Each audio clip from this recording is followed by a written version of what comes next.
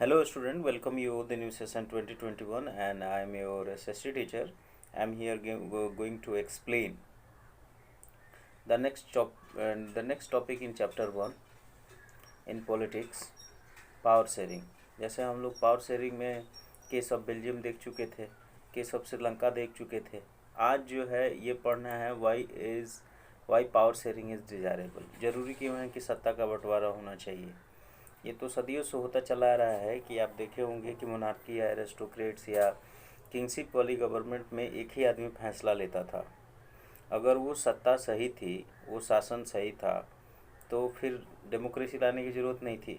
लेकिन उस सत्ता में क्या होता था, राजा जो है या जो मोनार्क है या जो एरिस्टोक्रेट है वो अपने हिसाब से काम करता था। वो जैसे हम डेमोक्रेसी में क्या करते हैं, डेमोक्रेसी में हम जैसे अपने चीज़ों को, ये टॉपिक का एक्सप्लेनेशन हम कर रहे हैं। जैसे डेमोक्रेसी में क्या होता है, कोई भी फैसला लेने से पहले हम चीज़ों को एनालाइज करते हैं। हम चीज़ों को पूरी तरीके से उसके नेगेटिव एस्पेक्ट, पॉजिटिव एस्पेक्ट, कि अगर कोई चीज़ लागू होता है, किसी तरह की चीज़ें होनी होती है, सोसाइटी को मॉडर्नाइज करने की बात हो या सोसाइटी में कोई मेटरलिस्टिक चेंज करने की बात हो, तो जब भी कोई चीज़ें होती हैं या करनी होती हैं तो उसके लिए डिबेट होता है, डिस्कशन होता है। वेरियस जो रीज़न है, वहाँ के जो मिनिस्टर होते हैं वो आते हैं, कंक्लूज़न देते हैं अपना, या फिर वो उस सुझाव देते हैं। तब उसके बाद जाके जो है कोई चीज़ इम्प्लीमेंट किया जाता है सोसाइटी में। लेकिन जो मोनार्क होता है या एरिस्टोक्रेट होता है या जो किंगशिप में किंग होता है, वो तो कभी इस चीज़ पे डिबेट और डिस्कशन नहीं होता है। उसकी जो अपनी मर्जी होगी उसी के अनुसार से काम करेगा, और राजा के बिहाफ में कोई बोल नहीं सकता है, उसके अगेंस्ट में कोई जा नहीं सकता है। अगर अगेंस्ट में जाता भी है तो क्या इसकी पॉसिबिलिटी है कि आपकी बात वो मानेगा? बिल्कुल नहीं। तो इसीलिए ये बात, मतलब जो सत्ता की साझेदारी है ज़रूरी है। खासकर डेमोक्रेसी वाले जो स्टेट होते हैं या कंट्री होते हैं, डेमोक्रेटिक नॉर्म्स पे चलते हैं, वहाँ तो ये बहुत ज़्यादा ज़रूरी है। लिंग्विस्टिक डाइवर्सिटी जिस देश में हो, वहाँ पे सत्ता की साझेदारी एकदम ज़रूरी है। मतलब इसको इसलिए कहा गया है क्योंकि अगर सत्ता की साझेदारी एक हाथ में रहेगी तो हो सकता है ये डर बना रहता है कि जो वहाँ मान लीजिए कि अगर एक आदमी जो है सत्ता मतलब किंग बन गया, रूलर बन गया, सारा पावर उसके अंदर एक्सरसाइज कर दिया गया कि आप ही सब पावर को एक्सरसाइज कीजिए। अब दिक्कत क्या होगा, अगर वो आदमी अपने पावर का इस्तेमाल अपने ही कम्युनिटी के लिए करे, दूसरे के वेल बिहेव के लिए ना करे, तो फिर कैसा होगा? कोई फ़र्क नहीं पड़ेगा। मतलब उन लोगों के लिए कोई दिक्कत नहीं होगी जो उसके कम्युनिटी के होंगे, रूलर के कम्युनिटी के, उनके लिए दिक्कत हो जाएगी जो दूसरे कम्युनिटी के हैं। हमारे यहाँ जितने भी शासन हुए हैं, जो रूलर हुए हैं, इन्वेंशनर आए हैं, वो लोग ऐसे ही तो काम किए हैं कि अपने वेल बिहेव के लिए काम किया और दूसरे को उन्होंने इग्नोर किया। चाहे मुग़ल हो, चाहे अंग्रेज़ हो, जो भी लोग आए यहाँ, वो सिर्फ अपने ही फ़ायदे के लिए काम किए। डेमोक्रेसी एक ऐसी सरकार होती है जिसमें जो रूलर होता है वो आपके बीच का होता है, पब्लिक के डोमेन से निकल के जाता है, और वो जो पूरा सत्ता होती है उसको कई स्ट्रक्चर में बांटा जाता है, कई लेवल में बांटा जाता है। वहाँ ज़रूरी हो जाता है कि सत्ता की हिस्सेदारी, डेमोक्रेसी में ही हम देखते हैं ना कि सत्ता का कई फॉर्म हो जाते हैं, सेंट्रल गवर्नमेंट, ठीक है, स्टेट गवर्नमेंट, लोकल गवर्नमेंट, अलग अलग पावर लोग एक्सरसाइज करते हैं अलग अलग लेवल पे। तो इसलिए ज़रूरी है कि सत्ता की हिस्सेदारी जो है ज़रूरी इसलिए है कि अगर मेजोरिटी में कोई देश है, कहीं पे पॉपुलेशन में कोई देश, जैसे हमारे यहाँ श्रीलंका का केस देख लीजिए। श्रीलंका में क्या हुआ था, मेजोरिटी में सिन्हाला थे, उन्होंने क्या किया, माइनॉरिटी के इंटरेस्ट को समझा नहीं, माइनॉरिटी को नीड्स को उन्होंने पूरी तरह से इग्नोर किया, जिसके चलते वहाँ क्या हो गया, सिविल वार हो गया। ऐसा नहीं है कि अगर आप माइनॉरिटी के इंटरेस्ट को दबाएंगे तो फ़ायदा सिर्फ इन्हीं को होगा। कभी कभार ऐसा भी होता है कि जितना मतलब परेशानी माइनॉरिटी को होता है उतना ही बहुसंख्यक आबादी वाले लोगों को भी हो जाता है, तो ये प्रॉब्लम है। तो चलिए, ये टॉपिक का इंट्रोडक्शन हो गया, हम शुरू करते हैं। Why the power sharing is desirable. Presidential जो फॉर्म होता है, युक्ति परक किसको कहते हैं, एक तरीका होता है युक्ति परक, मतलब युक्ति परक का मतलब कि सही तरीका। तो प्रूडेंशियल क्या करता है, युक्तिपरक अगर हम कोई नियम लाते हैं तो उससे क्या फ़ायदा होता है, reduce the conflict between social groups.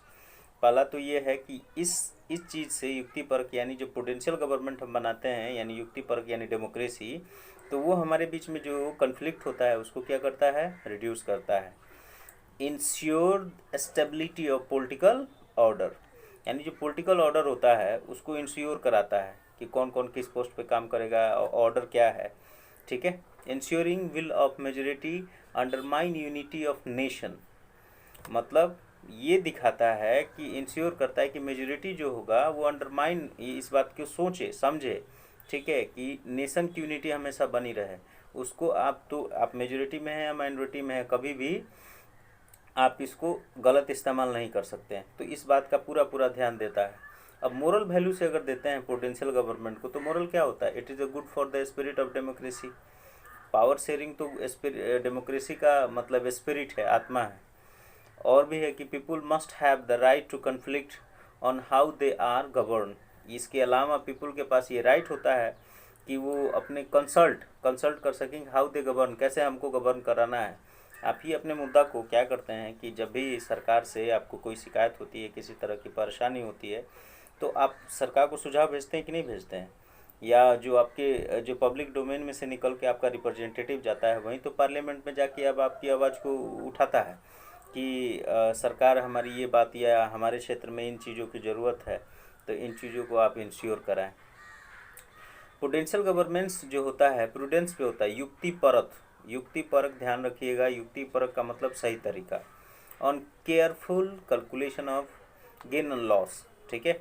यानी हम अभी बात कर रहे थे कि जो युक्तिपरक गवर्नमेंट होती है, पोटेंशियल गवर्नमेंट अगर बात किया जाती है यानी डेमोक्रेसी में, तो हमेशा इस बात का कंक्लूजन किया जाता है कि हमको बेनिफिट्स कितने हैं और लॉसेस कितने हैं। इसका क्या मतलब है, यहाँ कोई सामान थोड़ी ना बेच रहे हैं, खरीद रहे हैं, गेन या लॉसेस की बात कर रहे हैं, लेकिन यहाँ लॉसेस की बात करती है पब्लिक बेनिफिट्स की, कि अगर कोई चीज़ लागू किया जाता है, सोसाइटी में कोई चीज़ इम्प्लीमेंट होता है, तो उससे कितना परसेंट लोगों को लाभ होगा और कितना परसेंट हानि होगा। अगर मान लीजिए 100% में अगर 70 या 80% को लाभ मिल रहा है, 90% लाभ मिल रहा है और 10% को नहीं मिल रहा है, तब भी सही नहीं है। 70% को जितना राइट है या 19% को जितना राइट है, उतना 10% को भी उतना ही राइट है। तो आप इसका मतलब ये नहीं है कि आप 10% कम वाले लोगों को, या अगर कोई लागू कर रहे हैं 10% लोग को हानि है, 90% लोग को अगर फ़ायदा है, तो उसमें भी एक क्लू लगाया जाता है, किसी तरह की व्यवस्था की जाती है कि वो 10% भी इसका लाभ ले सके। अब ऐसा नहीं है कि पूरी की पूरी तरह से व्यवस्था ही उनके लिए कर दी जाती है।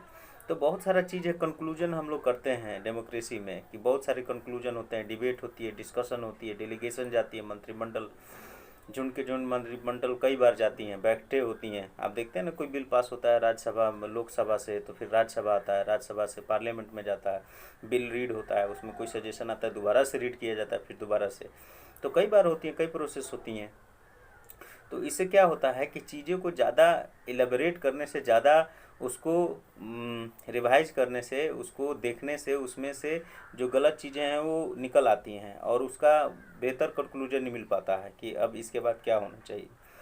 तो पोटेंशियल गवर्नमेंट जो होती है यानी युक्तिपरक गवर्नमेंट यानी डेमोक्रेसी, उससे फ़ायदा ये है कि हम अपने केयरफुल तरीके से कैलकुलेशन कर सकें हानि और लाभ का, ठीक है।